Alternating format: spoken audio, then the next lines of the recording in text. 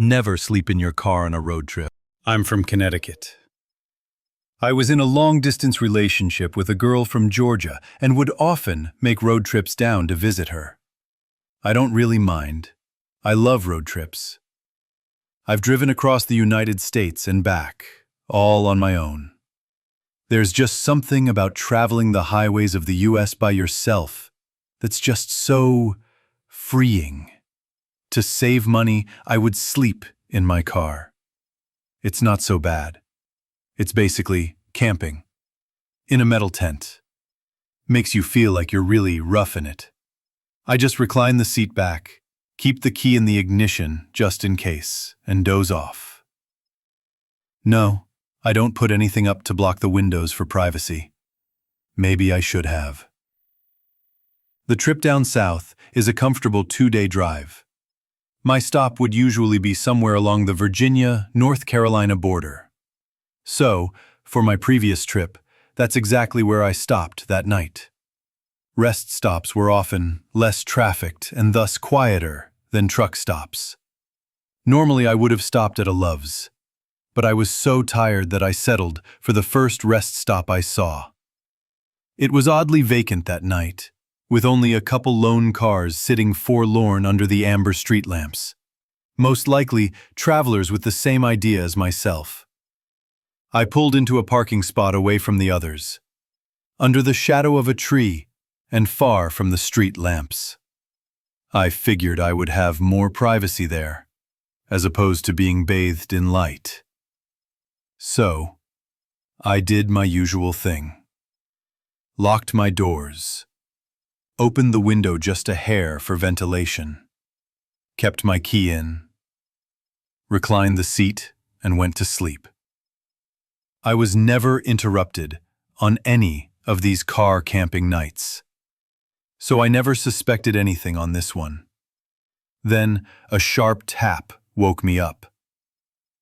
At first, I thought I had heard it in my dream. I opened my eyes, a bit confused.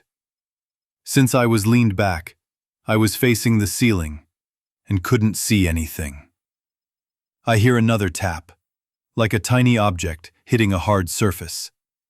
It came in an irregular rhythm. Was it raining? Was water dripping onto my windshield?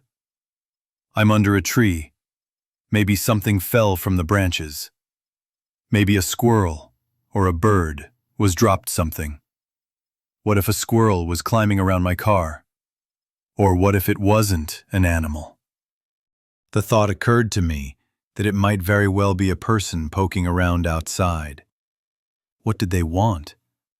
Were the doors locked? Yes. The keys were in the ignition. I can leave in an instant.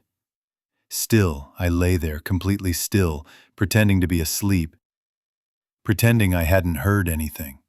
Hoping whoever it was, they would leave me alone. It was better to not find out. I was too afraid to find out. It was better to stay here in blissful ignorance. Still, the tapping continued. I had to do something. There was no way I was just going to stay there. I had to look. My heart was pounding. In that moment, it was deafeningly loud. Whoever was out there could probably hear it. I decided I was going to look. I was going to raise my head up and see what was making the noise. So that's what I did. What met my eyes sent a jolt through an entire body, every muscle fiber locked up in pure shock at what I saw. The faint glow of the street lamps cast just enough light for me to make out what I was looking at. There in the windshield, staring directly at me, was a face. Someone, I presumed to be a woman, was lying on my hood. Her face pressed right up against my windshield. Her face was completely still, locked in a permanent grin. I froze in overwhelming terror. The eyes I stared into appeared to have rolled back, showing only the whites. The nose was turned up, pressed painfully into the glass, the lips stretched wide, revealing horrid, rotten teeth. Even in the darkness, I could tell her skin was sickly pale, contrasting her long, filthy black hair.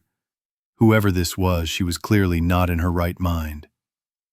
I don't know how long I sat there, too afraid to move. Finally, I got a grip on myself and shot my hand to the ignition. It turned over, making, in that instant, the most beautiful sound I ever heard. For a split second, I was afraid I might be caught in a horror movie scenario, the one where the car won't crank as the killer approaches. I reversed as fast as I could, trying not to give this creeper time to try anything. In my panic, I remember activating the windshield wipers in a futile attempt to get her off. I thought, was I about to drive out of here with some wacko holding onto my hood? Thankfully, I didn't have to worry about that, because as soon as I stopped, the woman leapt off, landing on all fours. Seeing my opportunity, I shifted into drive and gunned it right as I saw her reaching for the driver's side door. With my foot on the gas, I sped out of the parking lot. Behind me, I heard her let out a piercing shriek like that of an animal. I looked in my rearview mirror, and for a split second, I thought I saw her chasing me, running on all fours, her black hair swinging wildly around her. I couldn't get a good look as I rounded a curve in the road leading out of the rest stop and merged with the highway. There, I picked up speed and drove through the night. I did not dare stop again until I saw the morning light.